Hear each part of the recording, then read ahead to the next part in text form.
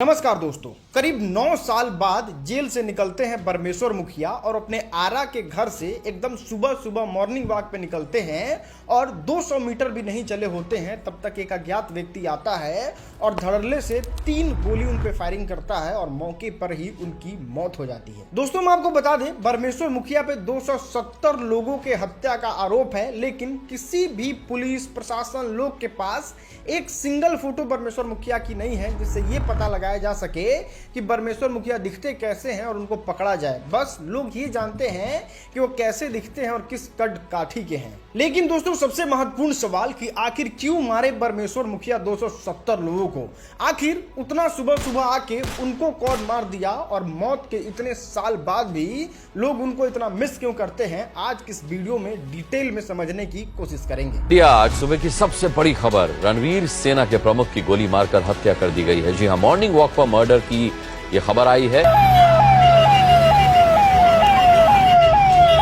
वीर परमेश्वर अमर है, रहेंगे जब तक सूरज चांद रहेगा।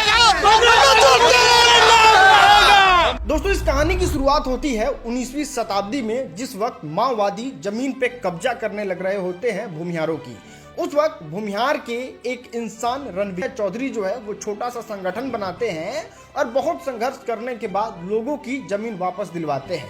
फिर धीरे धीरे कुछ समय बीतता है और वो इस दुनिया को छोड़ के चले जाते हैं। दोस्तों, उसके बाद धीरे धीरे समय बीता, नक्सलियों का मनोबल और तेजी से बढ़ने लगा और अब उन्होंने एक नया जमीन हथियाने का ट्रेंड आजमा लिया था।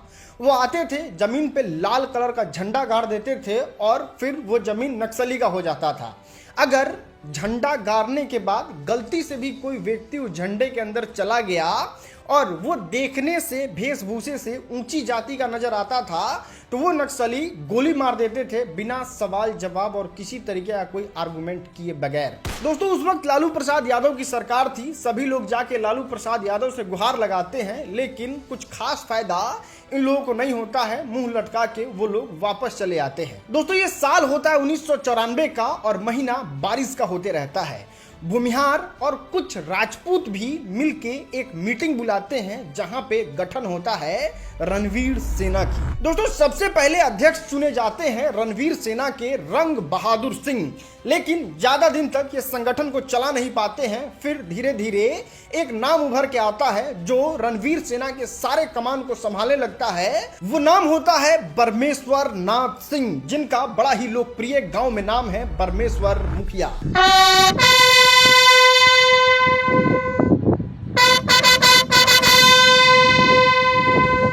1994 में शुरू हुआ यह संगठन बस 2 साल में ही अपना पूरी तरीके से नक्सलियों में दहशत कायम करना शुरू कर दिया था और समय बीतते बीतते हो जाता है 1996, जहां पे भोजपुर के नदी गांव में 9 नक्सलियों को मौत के घाट उतार देती है रणवीर सेना और एक बहुत बड़ा जमीन का टुकड़ा उन नक्सलियों से आजाद करा दिया जाता है। दोस्तों, उसके बाद समय ज्यादा नहीं बीतता है, 1996 की ही बात है। फिर से एक बहुत बड़ा नरसंहार नक्सलियों का होता है और करीब 22 लोगों को मौत के घाट उतार दिया जाता है रणवीर सेना के द्वारा, जो हमेशा से जमीन पे कब्जा करने लग रहे थे। 22 नक्सलियों के हत्या के बाद ये मामला जो है वो पूरा राष्ट्रीय लेवल पे चलने लगता है और रणवीर सेना जो है वो राष्ट्रीय तौर पे जाने लगती है। दोस्तों, फिर समय आता है 1997 का और उस वक्त लक्ष्मीपुर में एक साथ 63 नक्सलियों को मौत के घाट उतार दिया जाता है और वो वक्त जो था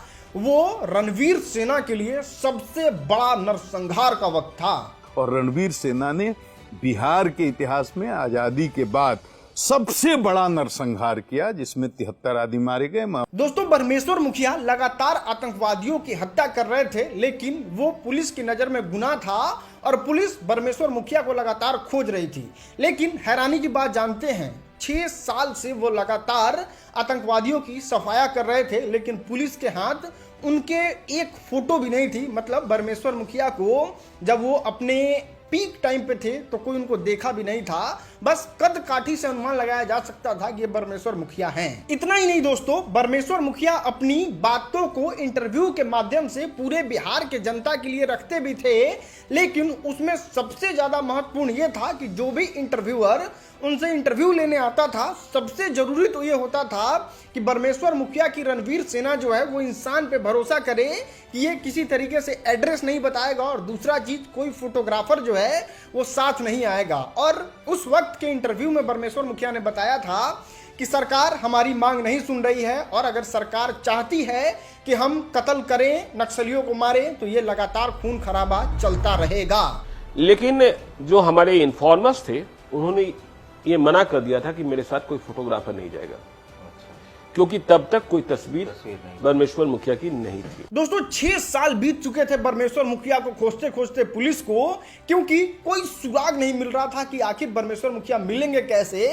लेकिन समय आ जाता है 2002 का, और उस वक्त पुलिस से परमेश्वर मुखिया की नुक्का छुपी खत्म होती है और पटना के एग्जीबिशन रोड से परमेश्वर मुखिया को पकड़ लिया जाता है और जेल के अंदर डाल दिया जाता है। दोस्तों आपको बता दें, जेल में ले जाने के बाद उन पे 227 लोगों का हत्या का आरोप लगाया जाता है और कुल 22 एफआईआर किए जाते हैं, लेकिन 16 में उनको बाइज्जत बरी कर दिया जाता है, क्योंकि कोई सबूत ही नहीं मिलते हैं। सबूत के अभाव में उनको बरी कर दिया जाता है। दोस्तों तब से परमेश्वर मुखिया के वकील जो हैं वो लगातार कहने लगते हैं कि ये पूरा केस जो है वो फर्जी है, और 9 साल के मशक्कत के बाद परमेश्वर मुखिया को बेल दे दिया जाता है और वो जेल से बाहर आ जाते हैं 2011 में। दोस्तों जैसे ही वो बाहर आते हैं, उनको राजनीति में आना होता है, और वो सबसे पहले बाहर आते आते काम करते हैं कि राष्ट्रीय किसान सभा नाम का वो अपना एक पार्टी बनाते हैं। परमेश्वर मुखिया अपने सारे पुराने काम धंधे को छोड़ छाड़ के अब वो राजनेता टाइप भाषण देने लगते हैं और जन कल्याण की बात करने लगते हैं, और इन सब वजहों से लाखों लोग परमेश्वर मुखिया से जुड़ने लगते हैं। और फिर बीतते बीतते दिन आ जाता है 2012 का, जहां पे कोर्ट का एक और फैसला आता है, जिसमें बटनी टोला वाले मुकदमे में उनको बाइज्जत बरी कर दिया जाता है, क्योंकि कोई भी सबूत परमेश्वर मुखिया के खिलाफ नहीं मिलता है। और फिर बिहार के राजनीतिक में एक अलग भूचाल आ जाता है और बहुत सारे लोगों की नजर इन पर टिक जाती है। दोस्तों एक तरफ रणवीर सेना जश्न मनाते रहती है कि कोर्ट ने मुखिया जी को बरी कर दिया, वहीं दूसरे हाथ में देखा जाए तो कम्युनिस्ट पार्टी जो है वो बागेश्वर मुखिया के रिहाई पे आपत्ति जताते हुए एक बहुत बड़ा सभा बुलाती है। दोस्तों इस सभा में बागेश्वर मुखिया के सपोर्ट में इतने सारे लोग आ जाते हैं कि क्या पक्ष क्या विपक्ष सारे पार्टियों का पसीना छूटने लगता है कि बस एक इंसान के सपोर्ट में इतने सारे लोग कहां से आ सकते हैं। दोस्तों उस सभा को बीते लगभग 24 से 25 दिन हो जाता है और दिन आ जाता है 1 जून 2012। आरा के वो अपने घर से सुबह 4 बजे, मतलब वो बहुत जल्दी उठते थे और सुबह सुबह मॉर्निंग वॉक के लिए निकलते थे।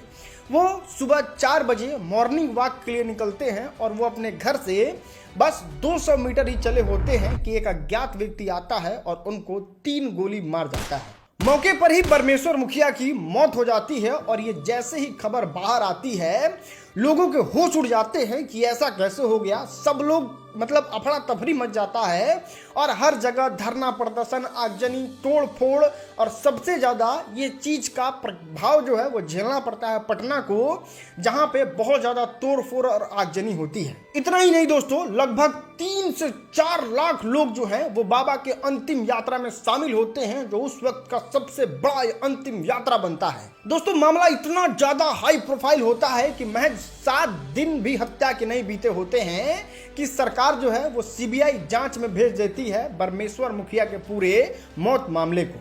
लेकिन दोस्तों आज तक नहीं पता चल पाता है कि आखिर कौन था वो इंसान जो परमेश्वर मुखिया को मार के चला गया और उसको परमेश्वर मुखिया से क्या दुश्मनी होने लग रही थी। दोस्तों भले ही परमेश्वर मुखिया हमारे बीच नहीं है, लेकिन जाते जाते उन्होंने बता दिया कि अगर आपके समाज में कोई आवाज उठाता है, कोई आंख उठाता है, तो किस तरीके से उससे लड़ाई लड़ना है, किस तरीके से उसको जवाब देना है।